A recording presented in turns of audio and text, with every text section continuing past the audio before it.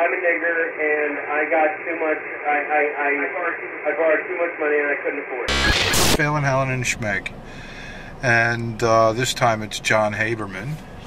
Okay, we're going to come back to the nigger thing in a minute. What you need to know is that she can definitely afford her house, but she stopped paying when she realized that the banks were ripping her off and committing fraud and forgery. Now, this all started out, as we'll see in part 2, with Phelan, Helen, and Schmeg in New Jersey, the law firm that lied to security staff and called the police on us when they knew I was coming, and then the police took our side. This was 2 or 3 years ago. Watch. We're going to shut that off. I'm going to find out what's going on. Yeah, we may leave an opinion. As to the law firm that we're dealing with, We will take your opinion. great. Fantastic. We do. Good for you, man. Thank you. Listen, So in other words, nobody's I can say opening it. anything. We have 2 gentlemen out here. Okay, we don't know what the fucking problem is because nobody's answering the door. I mean, You know, we you did need the game. 300 to the one desk. I'll try that. You know, they don't even tell you, yeah, we heard you.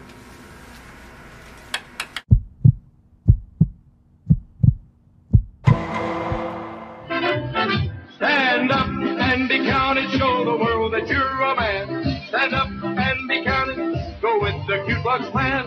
We are a sacred brotherhood who love our country true. We always can be counted on when there's a job to do.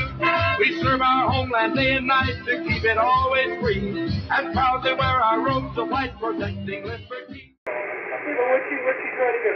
She's trying to say, okay, I'm a nigger and I got too much, I borrowed too much money and I couldn't afford it. That's it. And if you could say that in real life, that's what we would say. Right. I'm a nigger. I'm a nigger.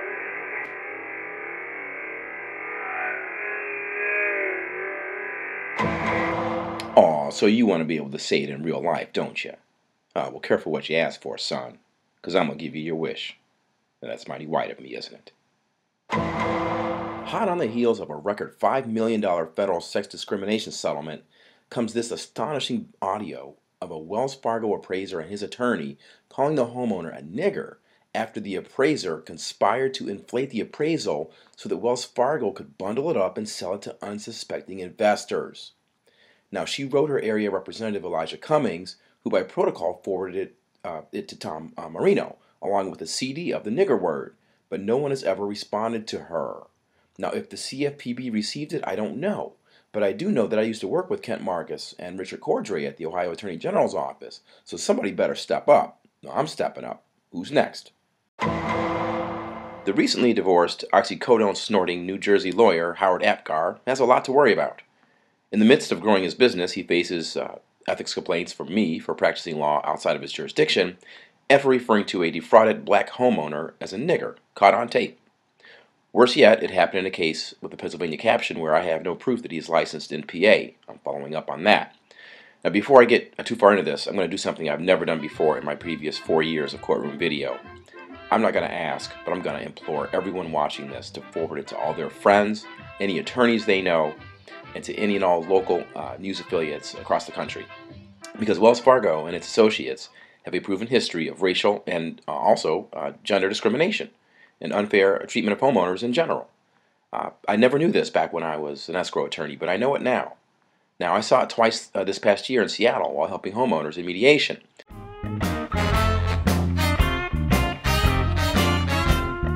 My old friend in Providence, Rhode Island, on the other side of the country, was discussing it in his poli-sci class this month using this book. I'll be sharing this video with them accordingly, and with the professor there.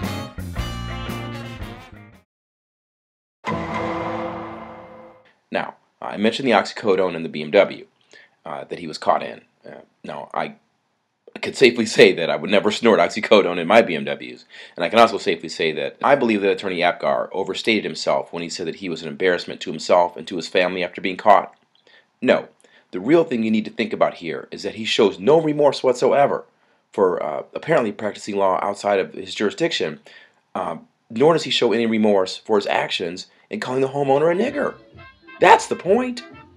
In that, he shows his true colors and his true character, because anyone can have a temporary drug problem, but no one should ever be derisively calling somebody a nigger in a professional context.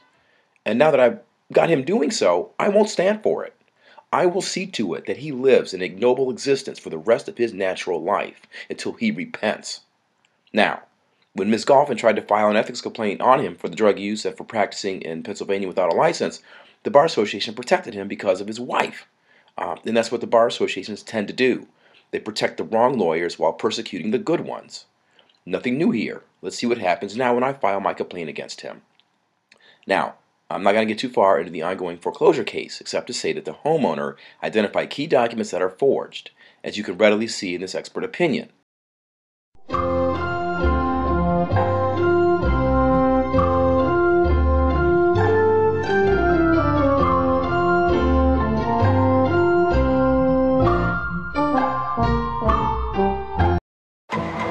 Keep in mind the other case against the appraiser, that's settled in federal court, all right? Now, perhaps that is why Wells Fargo has tried and failed 2 or 3 times to win on summary judgment, and why they are trying yet again with yet another records custodian to try to correct that which cannot be proved. They will be quite diligent, I am sure, because you have to be diligent with unruly niggers like us so that we get a taste of that whip. But sometimes the whip carries a bit of recoil, counselor. Use wisely.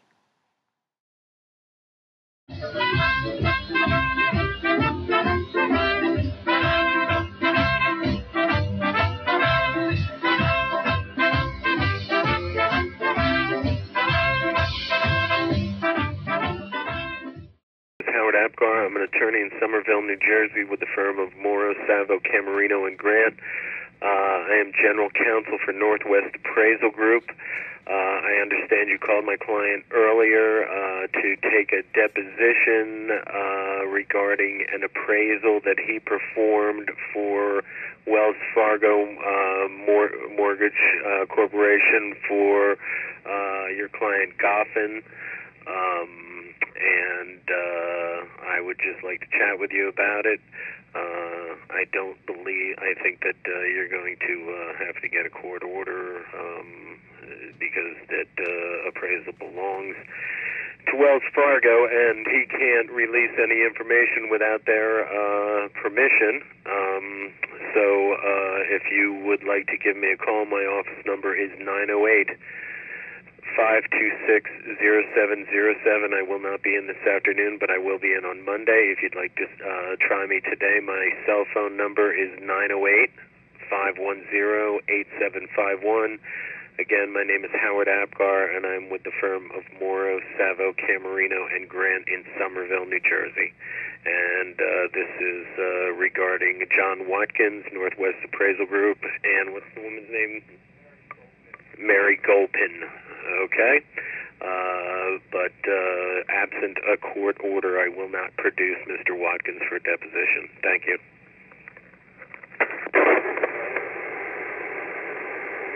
They have a copy. She called the claim to say nothing happened. Nothing happened. Well, Laura Foster. Huh? Laura Foster. Right. Nothing happened. Wells Fargo, she was in there. Well, what's she trying to do? She's trying to say, okay, I'm a nigger and I got too much. I borrowed too much money and I couldn't afford it. That's it.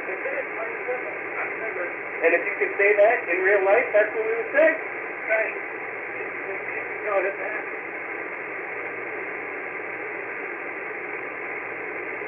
I'm a nigger. She's been in trouble. Probably 2 or 3 months after she took the law. The guy who wrote the law was Wells Fargo. It's what? It's black too. Charles was full of that.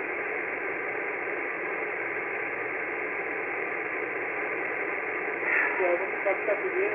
Man, you got that stress in your life? Yeah, I got a lot of stress in my life.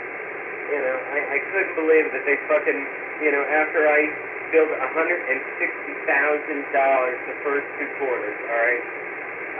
They don't fucking like you, Howard. Get out of there. Get somewhere else. I am. Doug Steinhardt's gonna hire me. It's just a question whether he can do it now or whether he can do it. He's got to wait until January to do it. Why, you got a contract? No, they're full. They need to expand their office. They don't have any room.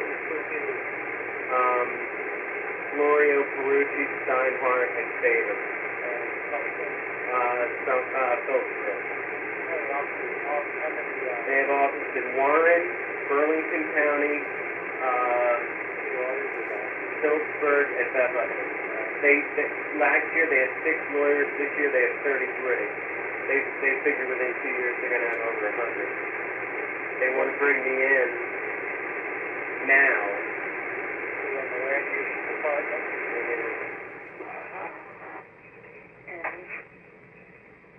So I figure I got nothing to gain by giving them a deposition. No, and in fact, I don't think you can give them a deposition because I think I did the appraisal for Wells Fargo. It breaches your confidentiality agreement with Wells Fargo. Just say anything. Right. Right. And if he makes you come in, I will sit next to you, and every question he asks, I'm going to say, Mr. O'Foyle, I'm going to advise my client not to answer that question as it would breach his confidentiality agreement with Wells Fargo. Every single question. And that'll be fun. Will it? Yeah. So what's going on with your personal life, Howard? Well, Dawn and I are getting divorced at some point. I don't know when. She's been to see the lawyer. Yeah. Do you have any boyfriend yet? I don't know. Come on. She says she doesn't. She says she's not going to get married again. She says Ryan's not going to have a stepfather. She doesn't know what's going to happen in her future. I know. So I couldn't get my 45 back together. I couldn't afford to do that. So I called Jim Flynn and said, Jim, bring it down. You can help me put it back together. I said, sure.